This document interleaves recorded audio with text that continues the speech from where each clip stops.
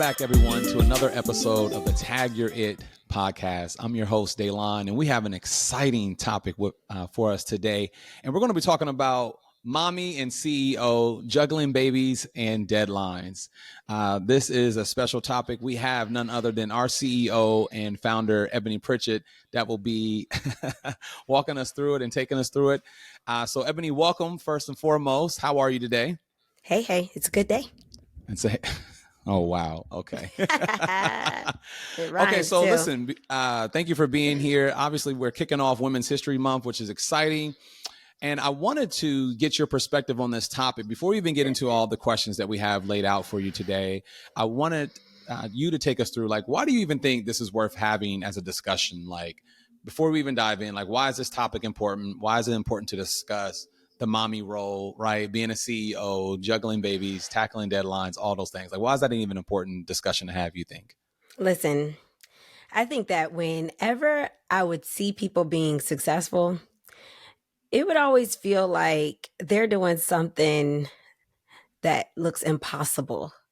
like like all these people that are being successful, especially these women, like they must have a nanny, or they must have a cook, or they must have all these different things. And the reality is they're people just like you. I'm a person. I am a mom of three. I am a wife, and I'm also grinding my behind off. And so I think it's great to actually talk about this stuff, to be able to share, that you're not alone. Yeah.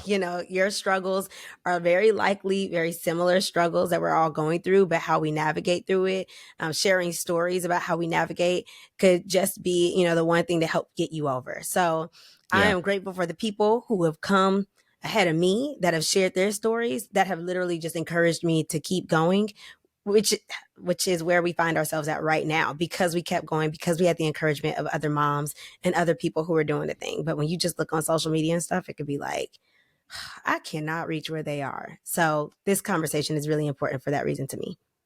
Yeah, absolutely.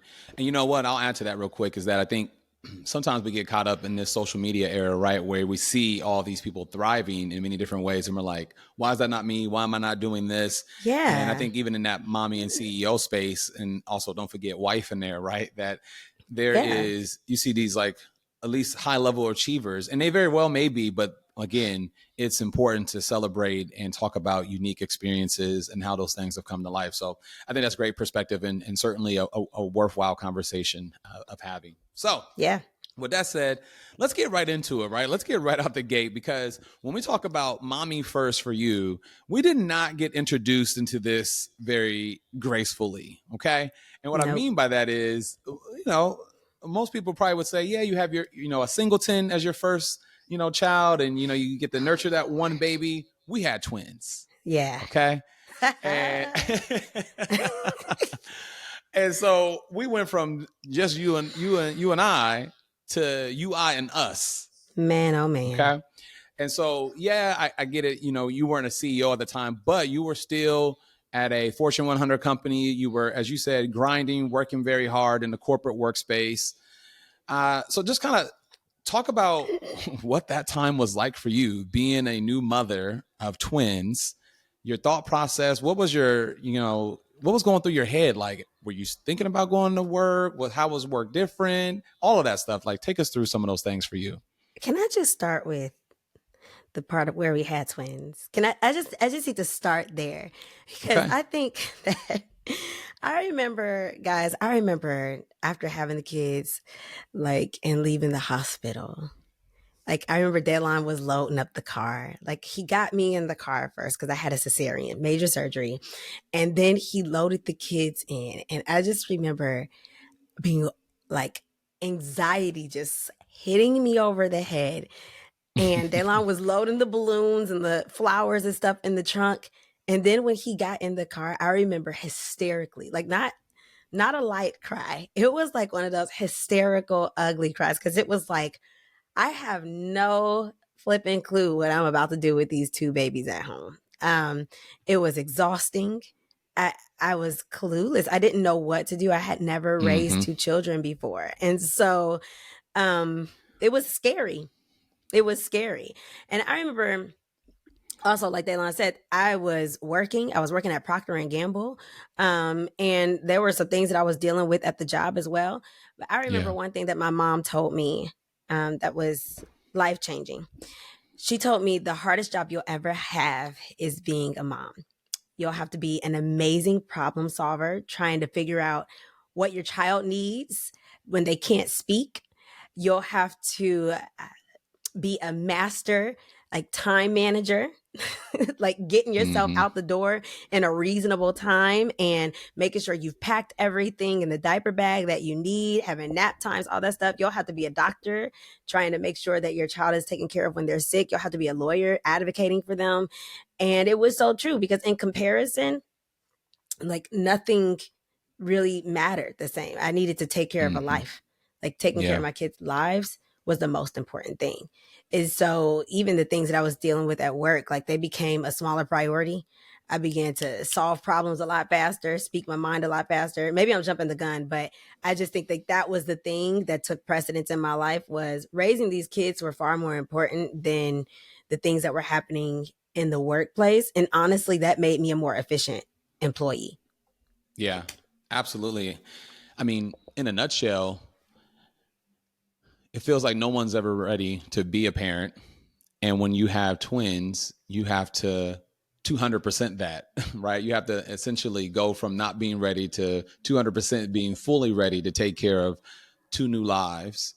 And I just remember that time period and thinking, like, I'm seeing a different side of Ebony that I hadn't seen before. So, for context, Ebony and I have Hmm. been together since, she was 18 and I was 19, and we didn't have kids until 28, right? So, Yeah. I got to see quite a bit of Ebony before that. And what I will say that changed tremendously, and this is like your superpower, one of your superpowers is the mommy patience. And I've referenced this over the years. Mommy patience is, to me, I define that as a level that, at a level of, you cannot, or rather, I should say, mommy patience is the ability to go way past what dad can do and do only what mommy can do. Okay. And so, where my level of patience got to like a 5 or a 6, it was much easier for Ebony to get to that 9 or 10 and be like, okay, there's a spill, no problem. Or the kid needs a hug after they've been whining, no problem.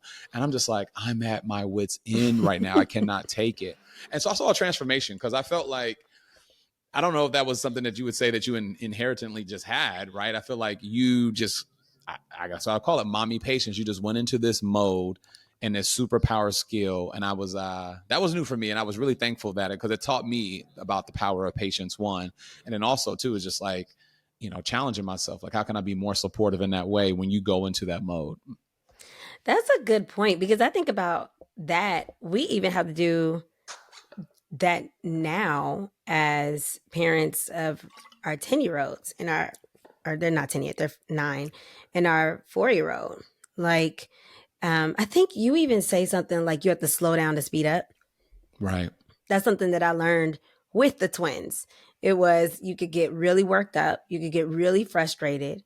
And what I found was, and I even learned this like through the process of nursing and things like that, because I would get so worked up. And I remember one of my doctors was like, calm down. Like Mm-hmm. you have to calm down in order for them to calm down. They're not going to calm down if you're not calm. And so that's, when you talk about that mommy patience, it's like, all right, if I can come down several notches, then I can help them to come down several notches. But to your point, that's really, really hard. And Yeah. it's still something that we have to remind ourselves of. But to do that with 2 kids is extremely hard because with the twins, they have very different needs at Mm-hmm. different times. And so it was really difficult. Yeah. Yeah. Absolutely. So, let's keep going on. You touched on, as you normally do. You've already kind of foreshadowed some of the places that I'm going, which is okay, no problem at all. We'll expand upon it as we can. But thinking about this journey that we're still on and that we've been on thus far, if you could go back and talk to your younger self when you were a brand new mom, like what are some of those things that you would say? And I'm sure we have some listeners that are hearing this as well, brand new moms or even they're seasoned vets, if you will, and there's Hmm. probably some tidbits there. So what would you say to them? This is actually a conversation that I have a lot with people. My sister and I talk about it all the time, reminding Yeah. ourselves to give ourselves grace. One thing that I learned is in every new season of life, there is a learning curve, like, and Mm-hmm. it's steep.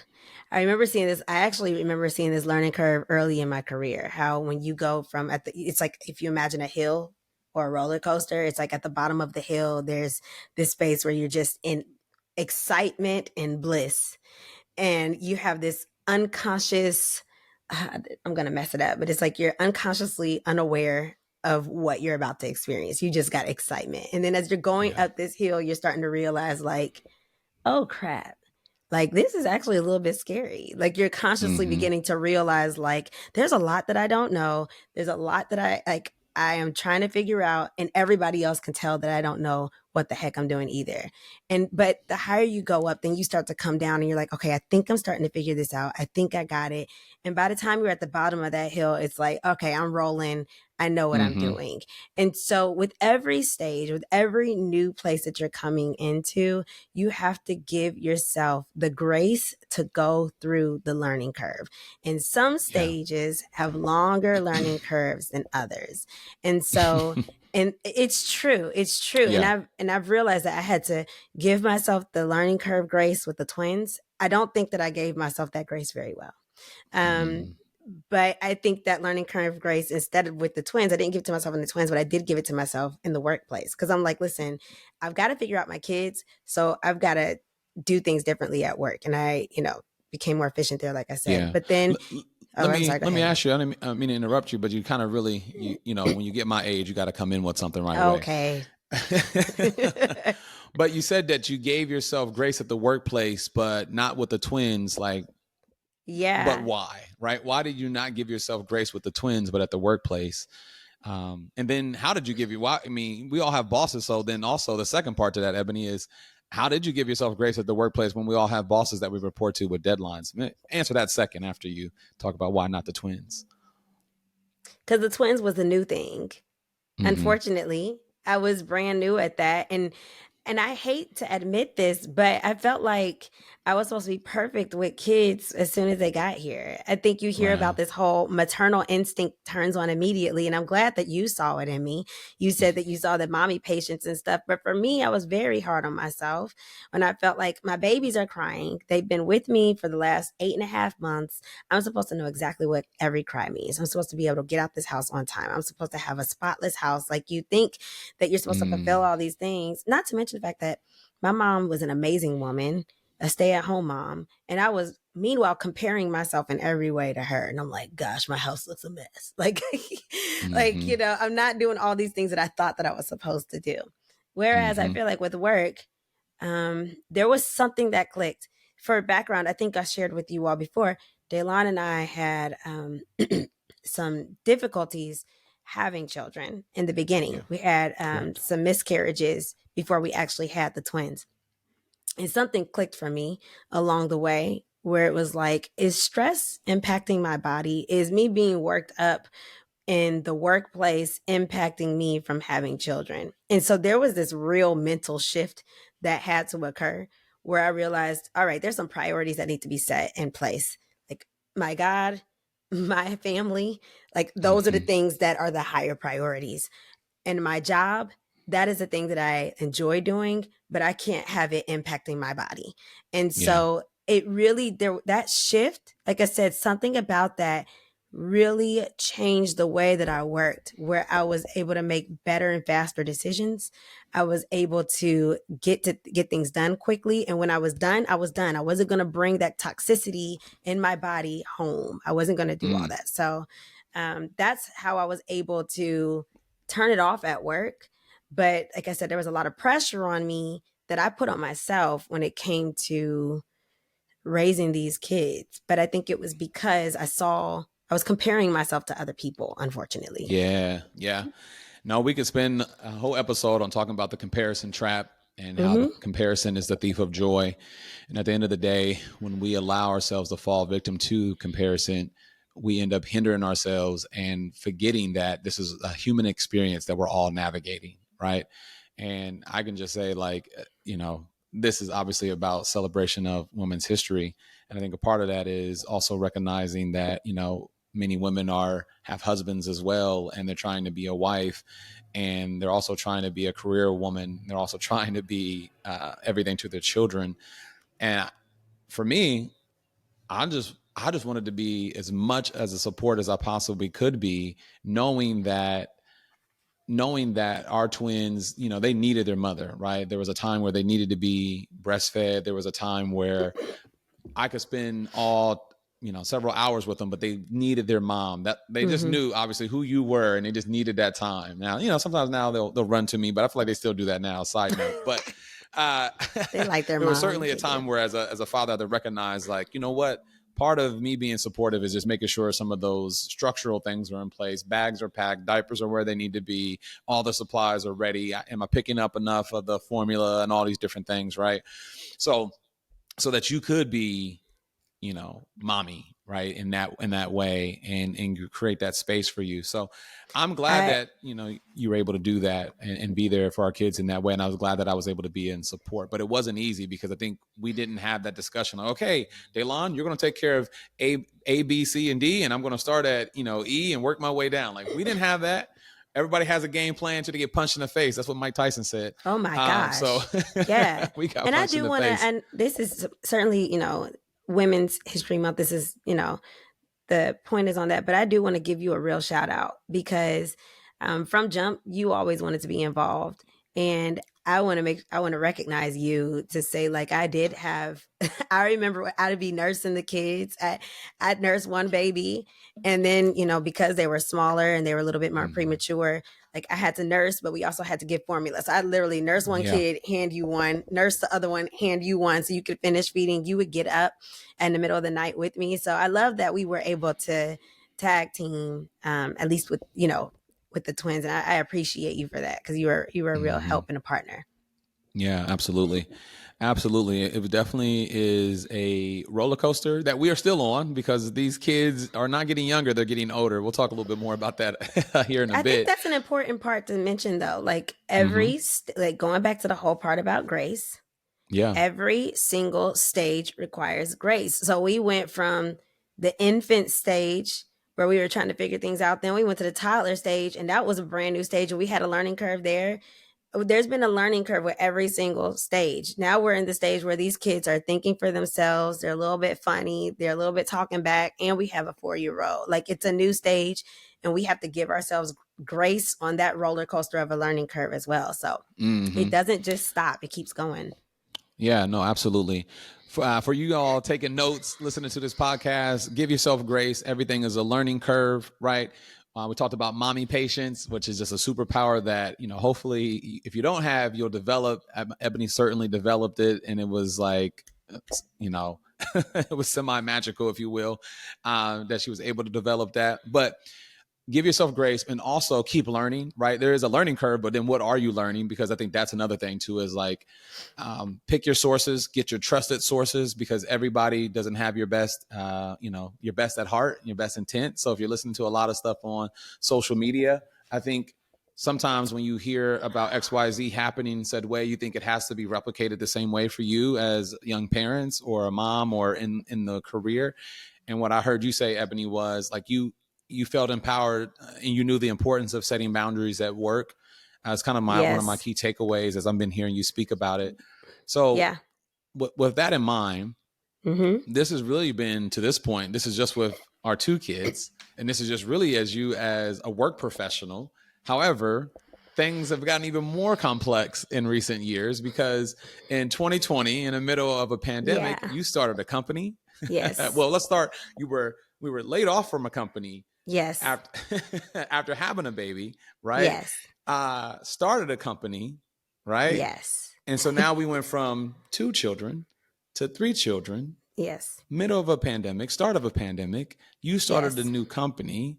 Okay. Yes. So talk to me about that time period for you, uh, as a mother, as someone that was a new CEO. What was that like, navigating that time period? So remember when I said that my mom told me that raising children would be the job. Like that is Mm-hmm. the what's the word? That's the standard, Mm-hmm. right? And everything else sort of comes underneath that. So Mm-hmm. my priorities were straight now. And I also feel Mm-hmm. like you see those Loves commercials where it's like the first child, and it's like the mom is struggling and trying to figure out what they're doing, and then when they Right. get to the second child, it's like this is easy. Like I will say, we started off with two, like getting that third one on. I kind of felt like, yeah, it was still hard. You've been Like let me be onboarded clear. properly. Oh, no, it was like trial by fire, like blazing fire with the Yeah. twins. And so by the time Shiloh rolled around, it was like, I think I can handle this.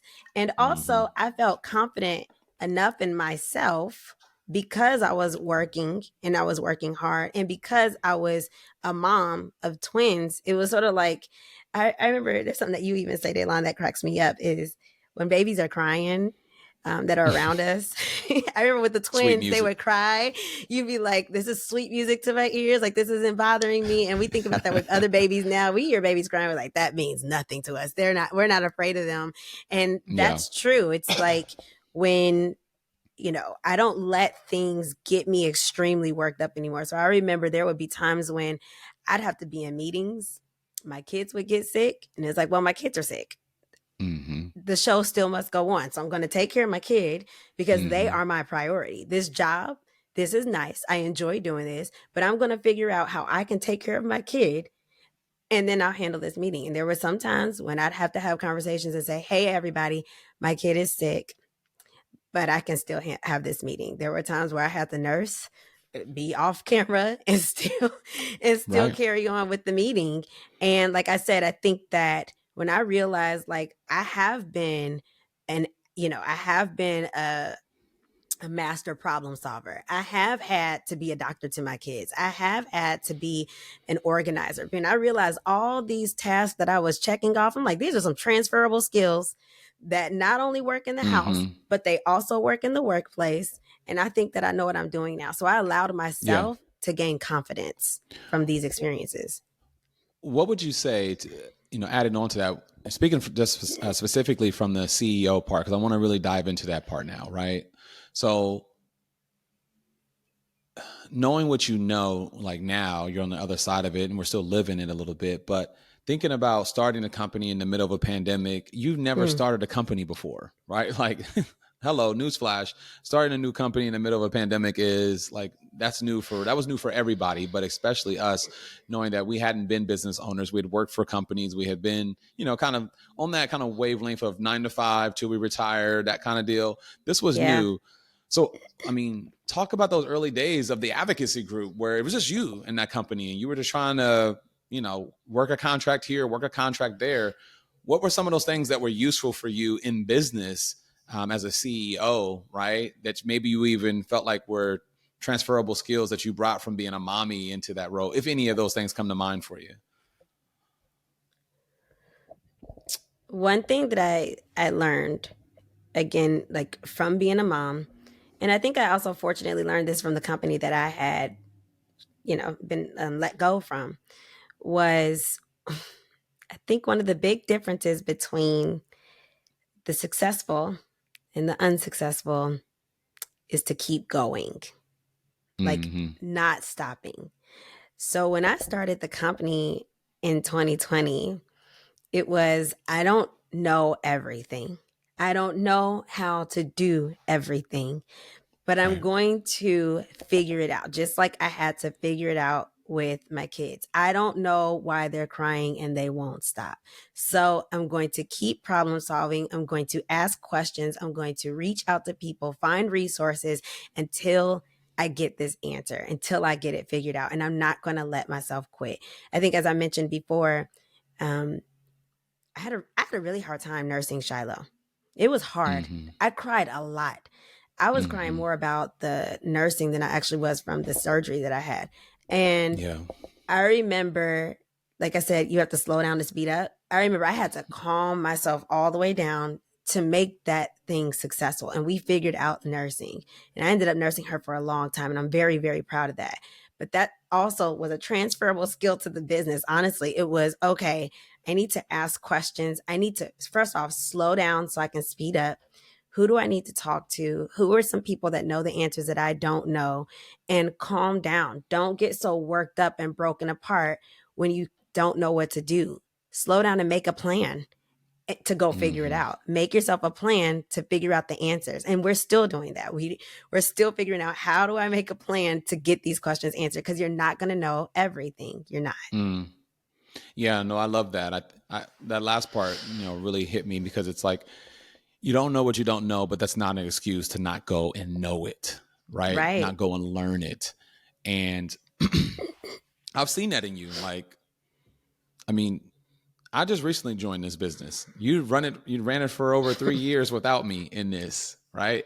Yeah. And the juggling act, like the title of this whole juggling deadlines and babies and diapers and all that good stuff, like it's so fitting, because that's literally what I saw you do. And you know what? I was just having this just hit me now. Like, man, we've been really hard on ourselves, because we definitely, even now we do this. We're like, oh, our house is not pristine. Like, I just thought about like all the things that we're trying to do. Like, we've both over the years have been working really hard, demanding jobs. You started your own company. I was working still a hard and demanding job. And yet Right. we kept things afloat, not because Right. we knew everything. Side note, is the grace of God, but Right. also because we just didn't quit. Right. To your original point, like, we just didn't quit. We kept going. And I think that, again, it's worth its weight in gold in terms of, what you take away from this podcast today, which is like, being a mom, being a parent in general in this space, being Yeah. an entrepreneur, being someone that cares about business and providing for the household, and also cares about being present. That is two different things that are always in tension, Right. right? And you have to literally figure out what you want to say yes to on one day and what you'll say no Exactly. to, and be okay Right. with that, right? Right. Like, that's where the rubber meets the road, right? Like, you have to know that saying yes to this means no to that. And guess what? You're allowed to switch it up though, and now say yes to this one and Oh, then no to that yes. one.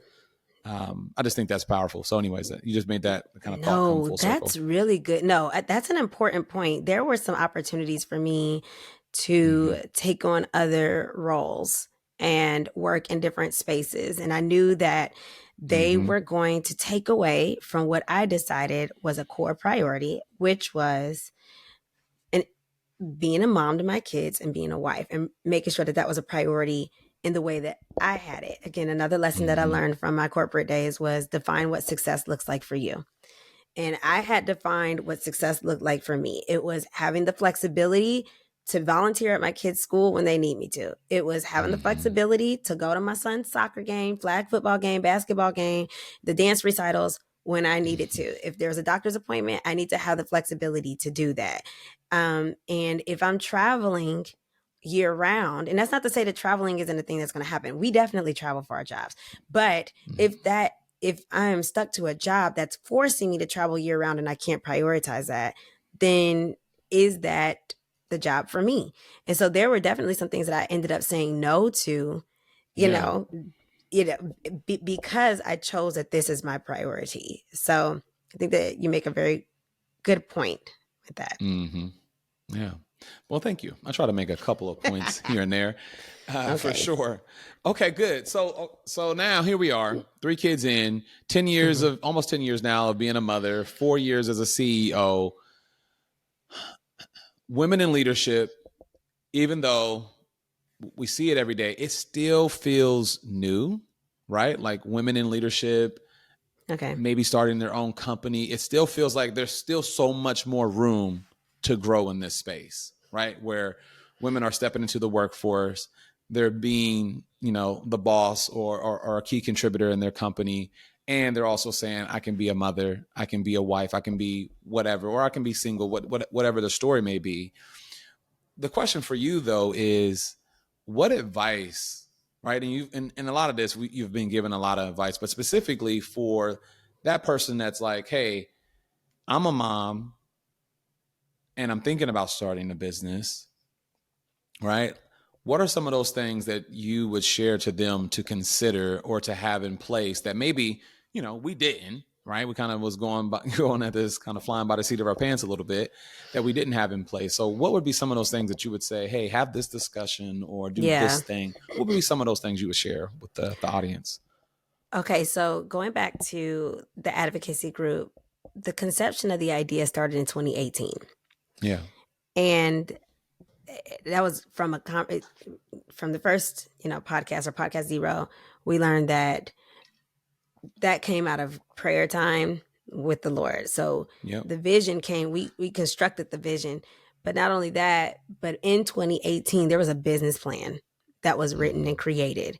Yep. And there were people who I felt like were trailblazers that I talked to, and just got ideas from. And so there was some groundwork that had already been done before we ever hit the ground running. Like there was groundwork that had happened.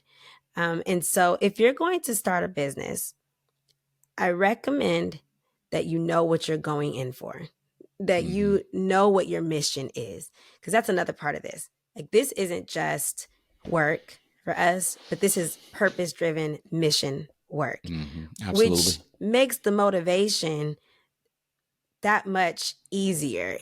Yeah. So when we say keep going, don't stop, well, we keep going and we don't stop because we have a real mission that we're Yeah. working towards. We have a real purpose that we're going towards.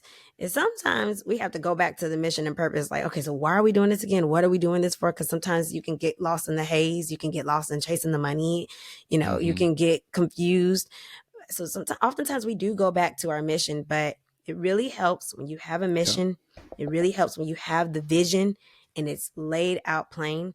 And one thing that my dad has always taught me is the power of connecting with people, talking with people, and not being afraid to ask questions.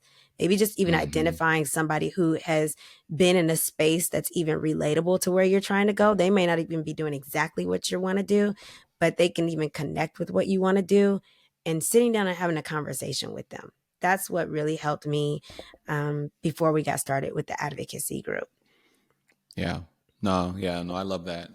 The importance of, you know, write the vision, make it plain, asking the questions, right? Mentorship. You're Mm-hmm. not in this alone. I think from my lens of it, it was literally letting you know that this is equally as important to me as it is for you as well, and that I was fully supporting you in this space. I remember us having that conversation weeks before you even got laid off, that there was about to be Yeah. something traumatic that was going to That wasn't happen. That was weeks. going It to, was days before I got laid off. It was yeah, literally days. days. Yeah. Um, Days before you got laid off, that there was going to be something, significant that happened that was going to change kind of our outlook on things. And once it did happen, it was like, okay, this is it. Yeah. It wasn't rainbows and unicorns, right? It wasn't all roses, but it was certainly something that we're like, all right, we got to step into this. And you're right, like the foundation was laid back in 2018, and I think that also speaks to the time horizon of things in this culture that we live in. There's always so much of I want it now, and the best things, as we're living proof and even living in it and experiencing it right now ourselves, have taken time. Yeah. Right? There's really been nothing that has happened that's been really impactful that has Mm-hmm. just been given to us. Like you think about our children, we had 3 miscarriages before we had the twins. Right. That took Right. time. That was Right. a process that we wouldn't have signed up for ourselves, but it took Absolutely not. time nonetheless. Mm-hmm. Us being together, like, there's so many people like, oh, y'all been together 5-6 years. Y'all should have been married. Like, what? It took time. And now we're coming up on our 13th year of marriage. Now that probably took more Right. time than you wanted, but you know what I'm saying. But The we're the here. point is though, We're here. every time if you look at anything that's happened in our lives specifically, It's taking it's taking time. time. And that would be, for husbands that are listening to this, like, if your wife Yeah. has this vision, has this goal, know that it's going to take time and she's going to need your support. She's going to need you to come alongside, and it's going to look different from relationship to relationship. Sometimes it's just Yeah. listening ear. Sometimes it's, inputting on things. And sometimes it's just being there to be like, you're right, that sucks. Like, let's have a quick pity party and let's get back at it. That kind of stuff. No, that's important Mm-hmm. because I had room to fail. Like your Mm-hmm. support allowed me the room to fail and to make Mm. mistakes. And Yeah. so, for those who are even listening, that maybe you don't want to be a CEO, or maybe you're listening and you're like, you know what, I thought I wanted to be, and this ain't for me. But my cousin is over there doing the thing. Like, if you can be the Yeah. support to them that reminds them to have grace on themselves, that reminds them, all right, girl, we just need to come up with a plan, to be that person for them. Yeah. It is so helpful. It is so helpful. Dayline, I appreciate you for that, because like I said, I have had the opportunity to fail. I told you about the idea and you were ready, set, go, like to roll with Mm-hmm. me. And I am grateful for that. And even like there were some people that I just called up and said, hey, I trust you. I trust your point of view. Can I just run something by you? And, Yep. and they've helped me make some pretty big decisions. So shout out to the people who have been in my life walking around along the way with us, to see where we are today, and especially you, Dayline. So that is very important, your support system. Man, I appreciate all this love that I'm getting on there. I mean, I'm glad that this is recorded and that we'll be able to document this for a lifetime. You are a wonderful husband. I'm grateful Okay, for so you. great. So listen, as we get ready to come around third here, I wanted Yeah. to, just kind of get like, hear from you. Like, what's some of your biggest wins? Like, what are you most proud of? Like, for achieving as a working mom, a CEO. Like, when you look back at it, your journey is obviously still being written, but to this point, like, what are you most proud of? One of the things. I know it's hard to pick the No, exact there's a thing. few. There's a few. Okay, go ahead. One of the things that I'm really proud of is that when our kids see our logo, or when our kids see that we've done something, they're like, Mommy, look, that's us. I, I think that it's really cool. It goes back to what I was saying about prioritizing. Our kids are along the journey with us. Mm-hmm. Mm-hmm. And I'm grateful that they are.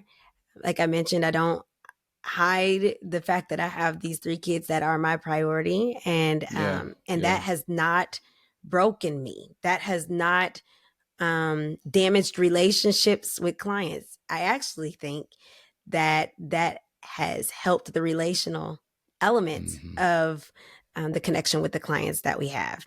I've Mm-hmm. brought my whole self to the relationships with the people that we work with. And I think that's a part of why they enjoy working with us so much. So that's one thing. I love that our kids are along the journey Mm-hmm. with us, and they love and are excited about who we are and the brand like that we have and what we represent. Yeah. That's one thing. Give me a Absolutely. second. There's another one. Hold on. Okay. Okay. I am very proud of the work that we've been able to do in the various communities that we've been able Mm-hmm. to impact, particularly when it comes to like the health care industry and things like that. Like I know that that's sort of, maybe it's more specific than what we were trying to do, but going back to what we said that was our mission, Yeah. I am very proud of us being able to say this is what our mission is. And like I mentioned, sometimes we go back and say, well, okay, what was that again? Why are we doing Mm-hmm. this? And again, having to make some hard decisions to say, okay, I'm doing this work, but it's not connected with the vision that I have. So now I have to walk away from this. And that's very hard to do. But when I look back at what I'm really proud of, it's like, oh no, we've done some work in some pretty important spaces that are going to have long-term impact. And so I'm very proud that we've had the opportunity to touch that. And I'm grateful to God for it. Mm-hmm. Absolutely. No, that's significant. And that's something worth being proud of. I mean, I love the kid piece too, where our kids know the business that we're in. They have an idea. When we do our morning prayers every morning, they're like, let mommy and daddy have a good day at Yeah. work in the advocacy group. And so that's important, right? They're going The to see this journey is, podcast and be like, Mommy, that's you. Like that's. yeah, yeah, no, exactly. Um, so many things that come up are resources and like, all right, I'm a mom, I'm a CEO, I'm multitasking. What are some of your recommended like resources or people to follow, or is it just the community that you've built? Like, what would you recommend that someone who's getting these things together actually start to dig into? Like, yeah, we talked about having a plan, writing a vision, but like even before all that, like they're just considering it. Like, what are some resources they just want to learn more about this that you found helpful and that you may recommend as a next step for someone? And it's okay if prayer is one of them. Okay. No, I was going to say, like, I wish that I had a list of people on Instagram to follow and things like that to provide. And I'm sure that I could give you some of that. But what I will say have been the greatest resources for me has been, one, my mom, and even my dad. I'm saying my mom and my dad because she was a homemaker, but she is the one that reminded me of all the skills that I was going to acquire as a mom that make me qualified to do the work that I do. As a homemaker, she reminded me, oh, no. Let me let you know why you're more than qualified to do this work. And so if maybe you don't have, that same mother in your life, but maybe you have a mother-like figure, or maybe you have a mentor in your life, somebody who's been there and been walking with you. Maybe you have a godparent, but don't miss some of the transferable skills. Like, don't miss, like, if there's a quality that they have that you love and that you appreciate, find how you can apply that like study that quality that they have, and find how you could apply that skill and that quality to the work that you're trying to do. Because there's a reason why you're drawn to it. There's a reason why you appreciate it. So how can you apply that to the work that you do? I also would say, you said it, maybe it's prayer, maybe it's, like, for me, it has been surrounding myself around like-minded people. So when my faith is weak, and I have had some days when I've had some weak faith, I've had to hit up some of the folks and say, we need to go to lunch because I'm struggling. And I have been sitting at restaurants in tears. And they're like, okay, no, sis, this is, let me explain to you what's happening, And so they really encourage me and they pick me up. Shout out to Marceline, shout out to Heidi, shout out to the people who've really been there to help me and remind me, like, okay, no, let me help you. Like, this is a distraction, So setting yourself around people who are like-minded and who can help pull you up when you are in a moment of weakness. So I really think it has a lot to do with the community that you surround yourself with. And if you don't have those people, it's okay to find somebody that you find a quality that you appreciate in and ask them. I have asked people to be my friend. I have asked people to mentor me. I have. The people in this group can attest to that. I have asked them. And again, it has truly helped me. So those are the things that I would recommend along with prayer. Yeah. No, I like that. I love that. No need to say that off mic. Get that on mic. We need that documented. But okay, so thank you so much, Ebony. This has been super insightful. I think this topic is one that we can continue to expand on. And if you are a mommy and CEO and you want to reach out to Ebony, or if you're listening to this, husbands and those who want to be husbands want to reach out to me to even talk more about some of the things that we went to, we'd be more than happy to share with you all part of that resource, become a part of your resource pool. We'd be happy to do that. Reach out to us on Instagram, the Advocacy group. You can find us there all the time. You can reach out to us on LinkedIn, wherever you're finding us. Please feel free to reach out. So we want to give you a huge thank you, Ebony, for being here. We want to give you also a huge thank you to our listeners for partaking. Please engage with us, connect with us on social media. Make sure you subscribe to our YouTube channel. We love to see you all continue to support us. That's how we continue to do this, with your support. It makes conversations like this come to life on a regular basis, and we're glad to be in this work, and we're glad that you're with us on this journey. So again, thank you so much. Have a wonderful, wonderful week, and we will see you in the next Tag Your It podcast. Take care. Peace.